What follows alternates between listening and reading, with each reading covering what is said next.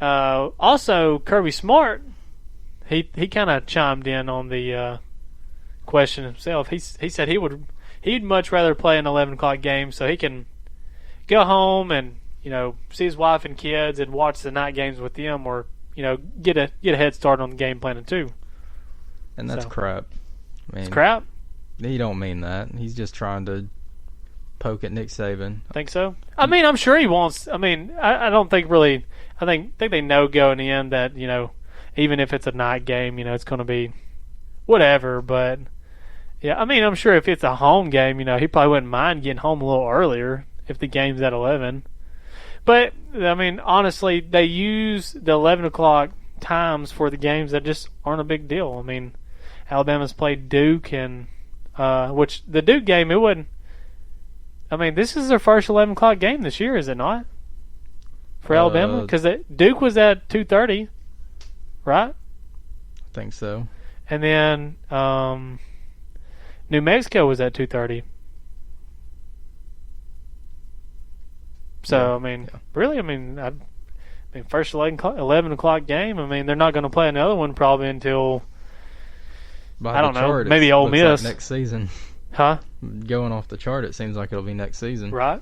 Yeah. Averaging about one a year. It just seems they use that time for the games that, there's an opponent in there that's, I mean, not going to be a big deal, really. Yeah.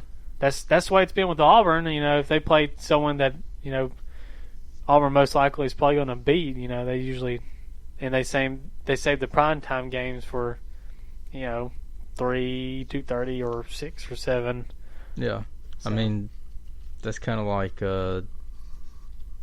if a Pac-12 team were to complain about kicking off at 10:30 Eastern, I mean, look at your time zone. It makes more sense. That's true. I mean, that's why a lot of people don't really keep up with Oregon and USC and teams like that. I mean, for people like us that live in a central time zone, I mean, we'll be watching until 12 o'clock at night. Yeah. And you actually miss some really good offensive football. Oh yeah, I mean, it's really not worth it. Yeah, I mean, I didn't watch a single game from Oregon last year. I had no clue how good Justin Herbert really was. I honestly did not think he was going to be that good, and he ended up being really good against Auburn. Yeah, I mean, I've watched a lot of Justin Herbert specifically. I mean, not full games, just highlights because he's so coveted going into the next year's draft. Mm-hmm. And he's no Marcus Mariota. I mean, let's get this straight. Well, yeah, Marcus Mariota. He's one of the GOATs. Yeah, he's probably a top 10 college quarterback of all time, or up there. He's close. Where's Johnny land? He's right around there too. I mean, we might have to discuss that sometime. Yeah, definitely. Well, speaking of Johnny, we'll hit something else after we get done with this. I know that Paul Feinbaum, he had talked about the top 10 college football quarterbacks of all time, and that'd be a pretty fun discussion.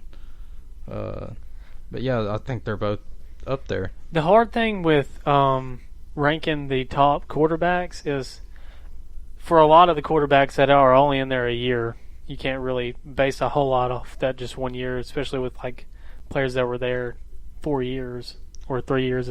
Yeah, but I mean, say all you want, but you can't tell me that definite there was 10 better quarterbacks than Cam Newton. 10 better quarterbacks than Cam Newton? Yeah, than Cam Newton. That one season that he had, That's true. That was enough. But, I mean, Cam Newton's not going to be high on the charts because he only played 1 year. Although he had a really good 1 year, he's not going to be number one spot. In my opinion, Tebow's at number one. And I think that's what Paul had, too. Yeah. Which Tebow played 3 years, did he not? Or did he play all 4? He played all 4. Yeah. He wasn't really coveted in the NFL, Yeah, well, his style of play, I mean, he wasn't a quarterback that was going to sit there and just freaking gun you in the passing game. I mean, he was a running quarterback, Yeah, and which him being a lefty too, and didn't they pick on him because he sidearm throw the ball? Well, his throwing motion was so out of whack. It wasn't really sidearm, but it just winded back at an awkward motion, and Yeah. so slow that other like defenders would be able to, tell where he's throwing the ball just by his throwing motion. And It's hard to fix something like that once you get into the NFL. yeah, I know there's a special on Tua before he got to the college level. yeah, He went through like a training camp where this one dude's like trashing Tua, saying that he was not going to be able to make it in college, and this and that, whatever. But then Tua comes to work and he worked on his technique every day, especially through that little special, whatever. And then, at the end of the special, the dude's like, he could be like one, next big thing. And Tua has, he's got a good possibility of winning the Heisman this year. yeah. So, and it's crazy that Tua's dad made him swap hands. He made him start throwing left-handed because Tua was originally right-handed. Yeah. So, I'll always think that a left-handed quarterback's a disadvantage, just purely based on the fact that that's the weak side for a reason. it's the weak side because most quarterbacks are right-handed, so they can always just swap it, I guess. Yeah, but with a left-handed quarterback, I just feel like name a really successful left-handed quarterback other than Tua off the top of your head. Tim Tebow. Okay, look at what he did at the next level. Nothing. That's true. That may be something. I don't know who's a lefty in the NFL. Well, right now, I can't even think of one off the top of my head. Yeah, I just threw Tebow at you because I knew he was left-handed. The only two that come to mind, like right now, is Michael Vick and Steve Young. Oh yeah, Michael Vick. Forgot about him. Now Michael Vick, he tore it up in the NFL too. For a couple years. Yeah, until he started, dogfighting and stuff. Yeah. But there's just not a very historical, there's not a lot of talented lefties. I could see where it could mess the defense up because most of your defenses are directed to the strong side. So, yeah.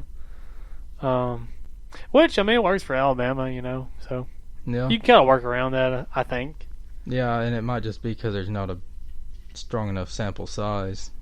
There's not you got to figure 9 out of 10 quarterbacks are right-handed anyway, so. Yeah, I guess, I don't know. Like, I know you can get like scholarships for being left-handed.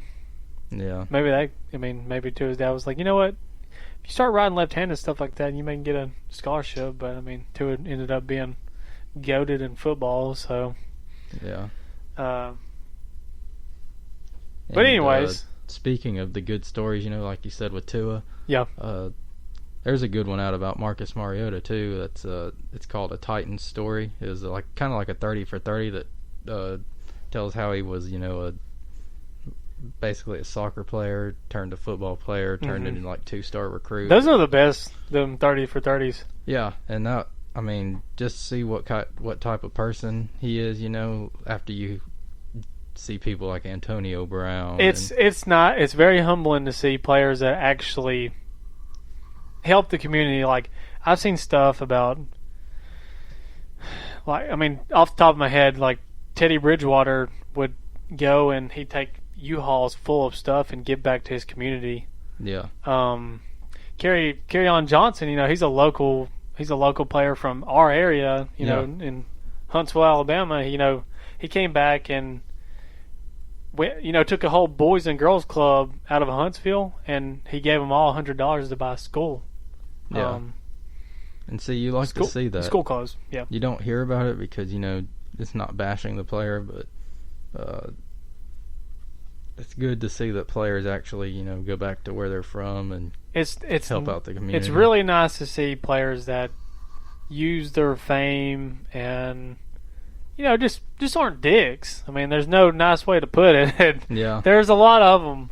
I mean, I'll be like, I've seen stuff from Tom Brady. I mean, Tom Brady he seems like a jam up guy, and Yeah. I saw a press conference from him in for the Super Bowl last year, and this kid. I mean, he was answering kids' questions, and this kid asked him. He's like, "So how do you deal with all the haters?" And he said, he just told the kid, he said, "We love them." He said, "You gotta love the haters." He said, "You gotta treat them with respect, like you deserve. You expect to be respected, or you expect to be respected." And I mean, haters can drive you to success, and I mean, I think that's a lot of. I mean, who thought Tom Brady was going to be the best quarterback in the NFL?